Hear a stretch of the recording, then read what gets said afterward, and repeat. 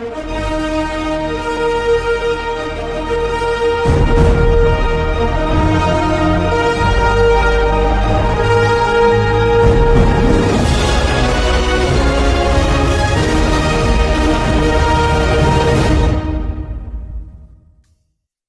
up, everyone? Happy Wednesday.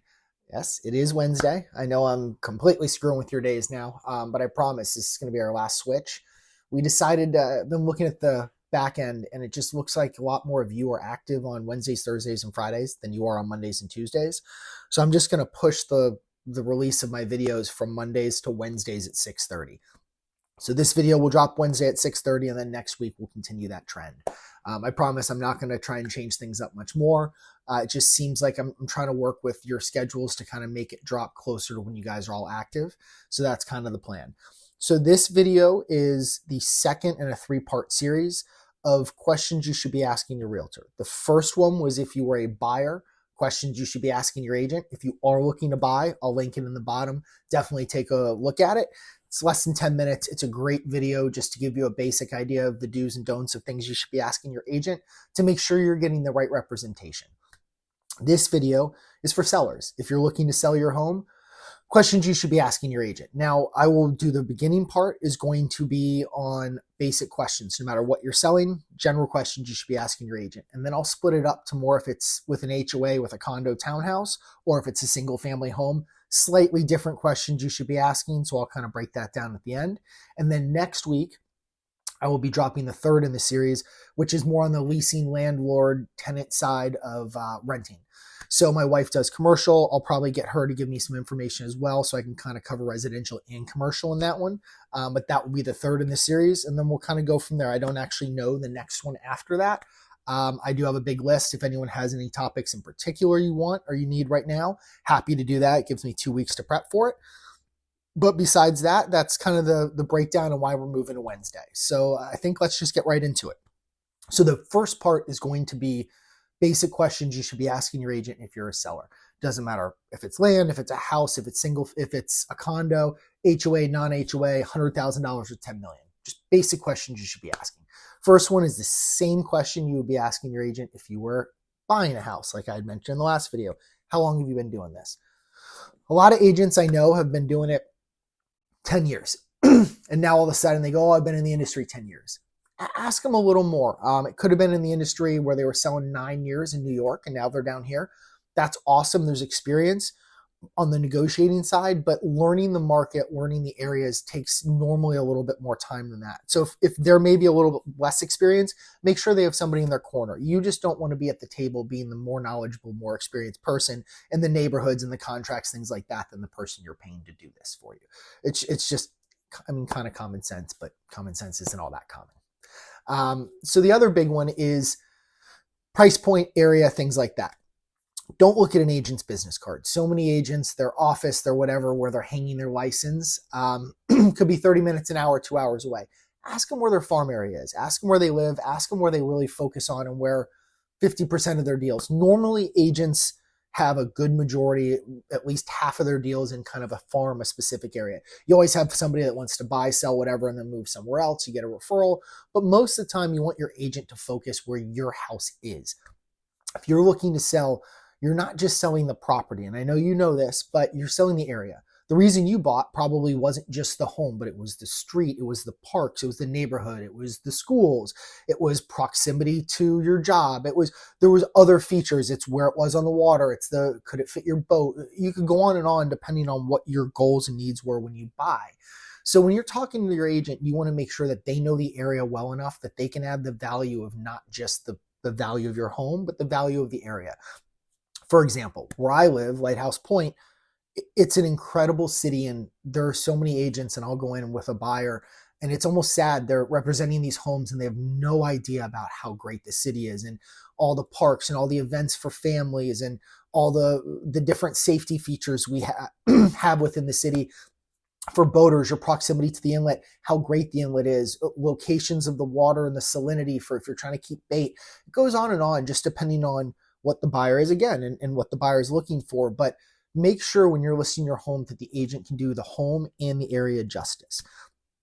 Now we'll kind of get a little bit more into splits. Those are the basic things of making sure you're an agent, knows the area, has sold some homes in the area, and potentially is not green, or if they are, have somebody who can assist them and walk them through it. So you're not kind of the person taking the brunt of the learning curve for them. You don't want to be the seller that is their learning curve. So now let's break it down a little bit on actual setups. First, I'll do condos, HOA, townhomes, things like that. If you're selling in there, you most likely want an agent who's worked in the building, worked in the community, knows the rules, the regulations. Everywhere is different.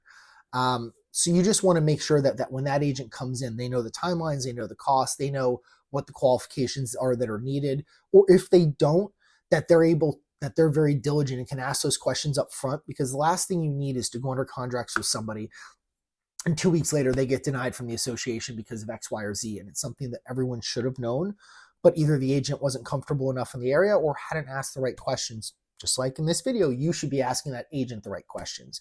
So just make sure when it's an HOA, when it's a building, that they have the knowledge to, again, just like in an area, be able to sell it and really add the value, know what the reserves are, know upcoming assessments, know all these things, know what potential upcoming projects are. Because sometimes a renovation of the clubhouse will kill a deal, or it could make or break and bring the buyer in because they don't love the current clubhouse, but knowing that there are new plans changes everything. So make sure that you really have and are hiring somebody that can fully encompass. And then if you know these things, you're sharing them with them. If you have great upgrades to your house, make sure you're sharing these things with your agent. It's only going to help the sales process to go faster, smoother, and to get you a better number for your home. So now we'll go to the other side of it, which is single family homes. Single family homes, a little bit different. So if it's in our area, there's a lot of the condos are all beachfront and retirement communities, and a lot of the single family homes are more of that kind of middle group. So it's both your buyer pool that you're working with is slightly different, but it's also the type of home. We don't have the HOAs for the most part in my area of South Florida. Further west you do in the gated communities, but we don't really have homeowners associations here. So you're not working with that. You're more working with building codes, what the city codes are, because even though Lighthouse Point, Deerfield, Pompano may not have an HOA, they have code enforcement. They have specific codes for both what you can do build-wise, what you can have. Lighthouse Point doesn't allow a boat or a trailer in the front yard for more than 48 hours. So these are things that you need to know, because let's say your client is a boater and he's going to keep his boat in the front yard, buys the house and pulls it in. 2 days later, he gets a notice. That's a nightmare. Now, I would hope the listing agent would say that, but that's why when you're doing this and you're hiring somebody, you want to make sure that you have an agent that knows how to sell the property and knows the rules and regulations, so you're not getting yourselves in trouble down the road. So it's slightly different for the negotiation. The actual paperwork, list process, all of that for a house and a condo is very similar. It's more of the selling of the neighborhood over selling of the potential neighborhood, but also the building amenities, things like that. Slightly different. And it doesn't mean an agent can't do both, but make sure that they're qualified to do it. Whether they only do this or only do that, make sure they're qualified. And that's the last one, is qualifications. Ask your agent how many deals they've done the last year, how many deals they've done in the last 5 years, and what that price point is. If you're selling a $5 million home, maybe you don't want an agent who works a lot in $100,000, $200,000 condos. It doesn't mean they're not the right person, but a lot of times it's a different sales aspect, different marketing. So you want to make sure that if you are selling your $5 million home with them, they're not using the same marketing package that they might be using for a $250,000 condo. It's a different network of people. It's a different marketing level that needs to be done to get that property in front of the right people to get it sold. So when you're hiring your agent, please make sure you're asking the right questions and making sure you're qualifying your realtor to do that. And again, this is for the sales side, but whether you're buying, selling, renting, whatever it may be, make sure you're asking the right questions. It doesn't cost you anything. You're not going to look stupid. A lot of people, especially on the sell side, or more on the buy side, but sell as well, you're hiring somebody. You're doing the interview. A lot of times I feel like the agents come in and they just pitch all their stuff and there's not a lot of questions from the sellers. I love it when you have questions, because you need to feel comfortable in the whole process and in that what your goals are align with what the agents are. And that's what the interview process is for, is to make sure that you all align and that you feel comfortable that your time frame and your number that you're looking for can be had through the agent's network marketing plan and how they're going to position your home in the market.